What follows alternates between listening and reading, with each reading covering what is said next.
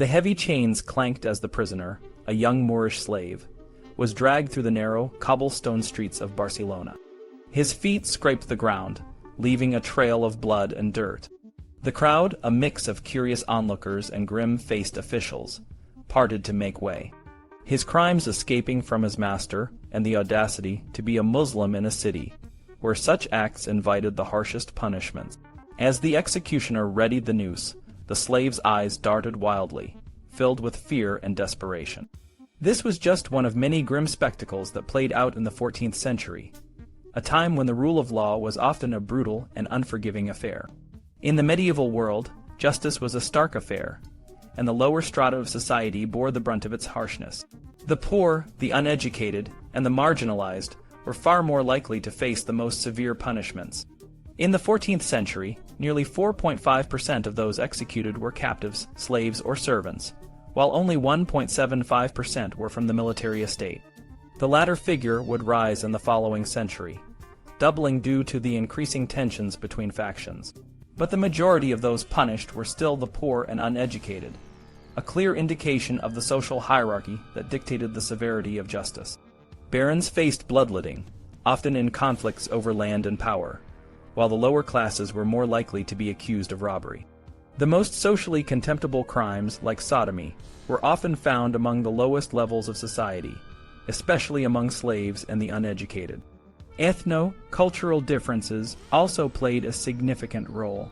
In 1350, the ordinances of Barcelona specified that any escaping slave, if Muslim, should be dragged and hanged, while those who were Greek or baptized faced a slightly less severe punishment of hanging alone. For women, the situation was equally dire. Prostitution, a profession often taken up by outsiders without education or social connections, was the common offense. Many of these women were foreigners, primarily from the Kingdom of Castile, followed by Sicily, Valencia, and Majorca. They lacked the support and solidarity that could have protected them. Borda, a woman labeled a sinner, was executed in 1369 for the simple offense of blasphemy, a stark example of how vulnerability and foreign status could lead to the harshest punishments. Foreigners, especially those without education or trade, were particularly vulnerable. Joan Moni, a Cypriot, was arrested in Lleida in 1394 for theft. Despite his minor crimes, his status as a foreigner and his lack of social ties ensured he received the death penalty. In contrast, a Bruges native was condemned to public whipping for similar offenses, highlighting how social status could influence the severity of punishment. The 14th century saw a significant number of executions, with 7.5% of those executed being non-Catalan. Many came from neighboring regions like Valencia, Aragon, Majorca, and Sicily, as well as from further afield such as Castile and France. These foreigners were often distributed unevenly, with a higher concentration of French in Roussillon and Castilians in Tortosa and Barcelona. One such execution in 1371 saw Joan de Sant Joan de Carmona, a Castilian, hanged for murder in Barcelona. As the century progressed, the international nature of those punished by ordinary justice became more pronounced. The proportion of foreigners nearly doubled, with a growing number of Valencians and Aragonese, and an increasing presence of Castilians and Gascons. In 1449, a Gascon was sentenced to death in Barcelona for premeditated assault on another Gascon, a crime that merited the harshest punishment due to the element of premeditation. The most severe punishments were reserved for those who betrayed their own lords. The trust placed in a servant by a lord was sacred, and any violation of this trust was met with the harshest penalties. In 1373, a man who stole from his lord was captured near the French border and sentenced to death.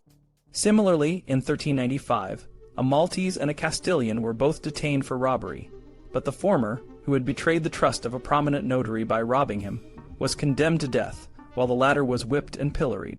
Premeditation and treachery, especially under the cover of darkness or within a victim's home, were particularly aggravating factors.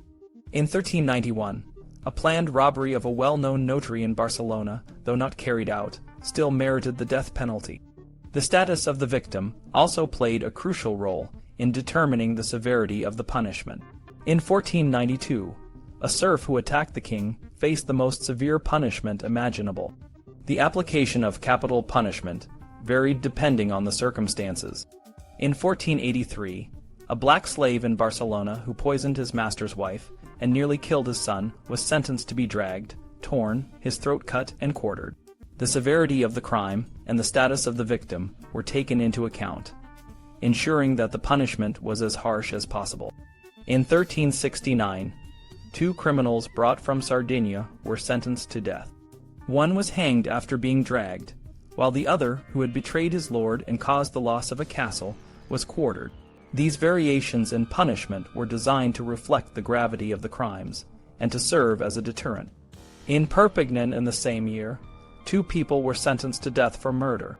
One, who had killed a bailiff, had his hand cut off before being hanged, a punishment that combined public humiliation with the ultimate penalty. In Barcelona, a man who murdered his wife despite an oath to protect her was dragged around the city and hanged, a common practice to emphasize the seriousness of the crime. Capital punishment was often accompanied by prior mutilations, especially in cases of murder. In 1337, a thief in Cervera was rolled before being hanged, and in 1376, a kidnapper in Tortosa was dragged and hanged. These practices were designed to increase the shame and degradation of the punishment, serving as a powerful deterrent. Some crimes, like counterfeiting, merited specific forms of capital punishment. Counterfeiters were often dragged through the city and hanged, with their tools publicly burned to highlight the economic damage and the seriousness of the offense. The accumulation of multiple crimes could lead to even more severe punishments. In 1371, a man who had stolen from a Franciscan convent in Blas, was sentenced to have an iron bar pierced through his tongue before being hanged. In 1357, a captive in Barcelona was dragged, tortured with pincers, had his hands amputated, and was finally hanged. The most serious cases often resulted in quartering, with the remains displayed in public places to serve as a warning. In 1456, a slave in Lleida who murdered his master was sentenced to be dragged, his hands amputated, and then executed and quartered, with his remains displayed. These public displays of punishment were designed to strike fear into the hearts of the populace and maintain order. The belief in the deterrent effect of public executions was widespread. In 1381, a thief who stole consecrated hosts and sold them to Jews was sentenced to be quartered alive, a punishment that was seen as necessary to appease God's wrath and maintain the social order. As the crowd gathered to witness the execution of the young Moorish slave, the air was thick with a mix of curiosity and dread. The chains clanked one last time as the noose tightened, and the executioner gave the signal. The crowd fell silent, a grim reminder of the harsh and unforgiving world of medieval justice. In medieval Lleida, in 1313, a man was caught committing an act of aggression. The court sentenced him to be banished from the city. If he returned, the punishment was harsh. He would be arrested, hanged, and left to die. This was a common practice where a capital sentence could be conditional, depending on whether the primary punishment was followed. For the most severe crimes, those that were seen as going against faith and nature, the punishment was even more brutal. These crimes, which were believed to directly offend God, often led to being burned alive. For example, male homosexuals were frequently sentenced to burn at the stake. This was meant not only as a form of retribution, but also to instill fear and deter others from committing similar acts. This practice became more common over time, evolving from earlier laws that did not prescribe such extreme punishments. In 1452, in Valencia, a man named Miquel Borras, who dressed as a woman and went by the name Margarita, was tried for his behavior. Instead of being burned, he was hanged while dressed in a short shirt to clearly show his gender. This was an unusual case, as most homosexuals were burned at the stake. Crimes that were seen as unnatural, like parricide killing a family member, also led to being burned. Heresy and witchcraft were similarly punished, sometimes with the accused being strangled or drowned before burning. In 1424, in the Anu Valley, a woman accused of witchcraft was burned at the stake, reflecting the deep fear of witchcraft and its supposed powers. In Tortosa, a Christian woman who had sexual relations with a Muslim was also burned at the stake. These cases were often influenced by the social, ethnic, and religious backgrounds of the individuals involved. For instance, in Lleida, Muslims were more frequently sentenced to the pyre for such crimes compared to Tortosa. The man was often seen as more responsible for the act, but gender was not a significant factor in reducing the punishment. In Barcelona, sexual relations between Jewish men and Christian women were also punishable by death by burning. This reflected the growing concern about maintaining religious purity and preventing conversions. Women were not treated differently from men in terms of capital punishment. In 1375, in Barcelona, a mother and daughter were both hanged for their crimes. The death penalty was seen as a moral statement, not just a punishment for the crime, but also a reflection of the person's moral character. In 1482, in Lleida, a man named Antoni Sellart was caught in bed with his wife and a canon. The subvicar threatened to have him executed for his immoral behavior, saying he had deserved it for a long time. This shows how the death penalty was often used to punish those seen as morally corrupt, especially during times of social tension. King John I, who ruled from 1387, was particularly harsh in his punishments. He often ordered severe physical punishments, such as cutting out the tongues of those who blasphemed. He also encouraged the torture of prisoners before execution, making the punishment more severe. In 1387, after the death of Peter the Ceremonious, his stepson John I ordered the execution of those who had helped Queen Sibylla flee. Two of her helpers, Berengar Débila and Bartomeu Luns, were decapitated, with Luns' body being quartered and displayed as a warning to others. The reasons for capital punishment varied over time. In the 14th century, about a third of executions were for murder, 30% for robbery, and 9% for male homosexuality.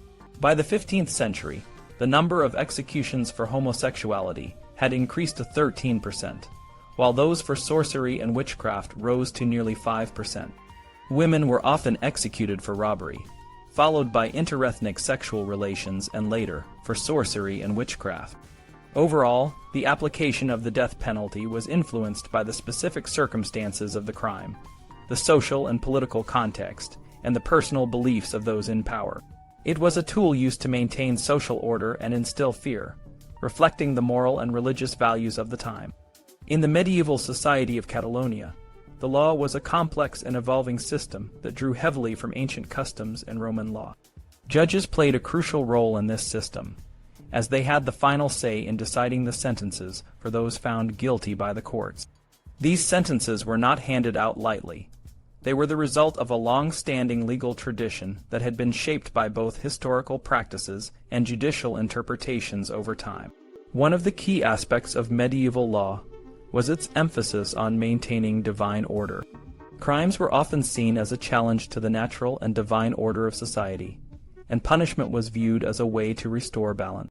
For example, in the Principality of Catalonia, legal discourse often framed the punishment of crimes as a means to cruelly punish those who defy the divine order on earth. This approach was not unique to Catalonia. Similar views were found in other parts of Europe, such as Germany and Burgundy, where the severity of punishments was often justified by the need to uphold divine and social order. The social status of the accused also played a significant role in the legal process. In some areas, like Burgundy, the severity of punishment could be influenced by the social importance of the accused.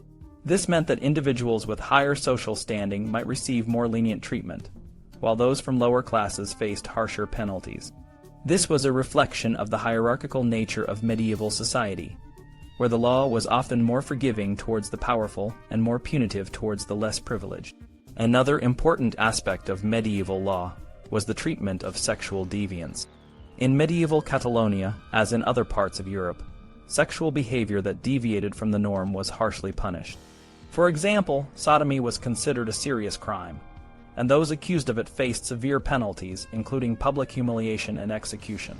The Church played a significant role in defining and enforcing these norms, as it was deeply involved in the moral and legal aspects of society. The administration of justice was not only about punishment, but also about maintaining social order and resolving conflicts. In cities like Barcelona, the royal power often used the law to manage social tensions and factional disputes. For instance, the royal ordinances sometimes included measures to address specific issues, such as theft and violence, which were common in urban areas. These measures were designed to protect the community and maintain the king's authority. The legal system also dealt with issues such as blasphemy and treason, which were seen as direct threats to both the divine and secular order. Blasphemy, in particular, was a serious offense that could lead to severe penalties, including public humiliation and execution. The king and his officials were particularly vigilant in punishing those who insulted the monarch or the church, as these acts were seen as challenges to the divine right rule. In addition to these legal and moral concerns, the medieval legal system also had to address practical issues such as the falsification of money and the regulation of trade. Counterfeiting was a serious crime that could disrupt the economy and undermine the authority of the state. Those caught counterfeiting were often sentenced to death, and their property was confiscated. This was seen as a necessary measure to maintain the integrity of the monetary system and the stability of the economy. The legal system of medieval Catalonia also had to deal with the challenges of natural disasters and external threats. For example, the city of Barcelona had to manage the impact of earthquakes and the threat of Moorish galleys. Public announcements were made to warn citizens and ensure that ships did not venture out during times of danger. These measures were part of the broader effort to protect the community and maintain order. In the rural areas, the law often dealt with issues such as theft and violence, which were common in small, tight-knit communities. The penalties for these crimes could be severe, including public executions and the confiscation of property. The goal was to deter crime and maintain the social order, which was essential for the survival and prosperity of these communities. The legal system of medieval Catalonia was a reflection of the complex and often harsh realities of the time. It was a system that sought to balance the need for divine and social order with the practical challenges of governing a diverse and sometimes volatile society. The role of the judge was central to this system, as they were the ultimate arbiters of justice and the enforcers of the law. Despite the severity of some of the punishments, the legal system played a crucial role in maintaining the social fabric and ensuring the stability of the medieval world. In medieval times, the way a person was executed often depended on their social status. Nobles and people of high rank were usually spared the humiliation of hanging and were instead beheaded. This was a practice respected throughout the country, from Barcelona to the far reaches of the realm.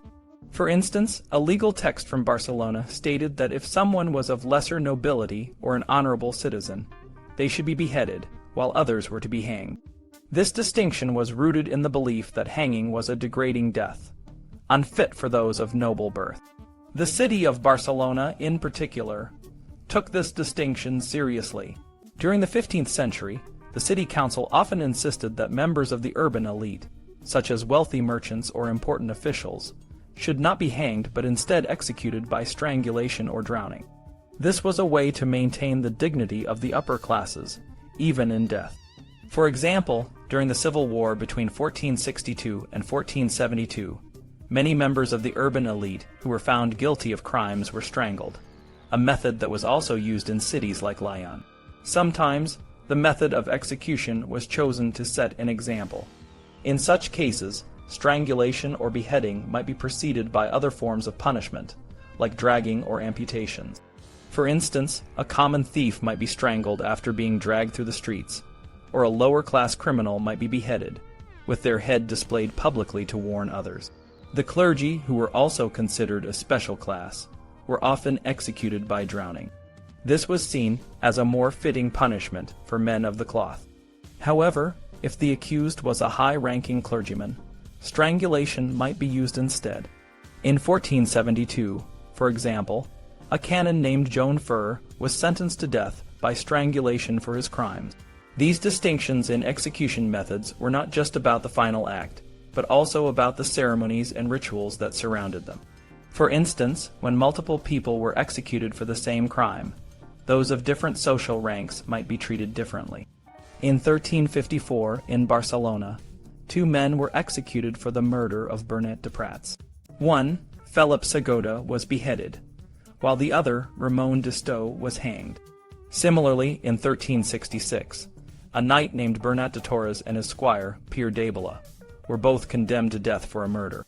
The knight was beheaded, and the squire was hanged, reflecting their different social statuses. In 1381, a more dramatic example occurred in Barcelona. Ramon de Moncenis and his 7 supporters were executed at the gate of the sea. Ramon, being of higher rank, was beheaded, while his supporters, who were of lower rank, were hanged. This public display of different methods of execution was a powerful message about the importance of social hierarchy and the consequences of breaking the law.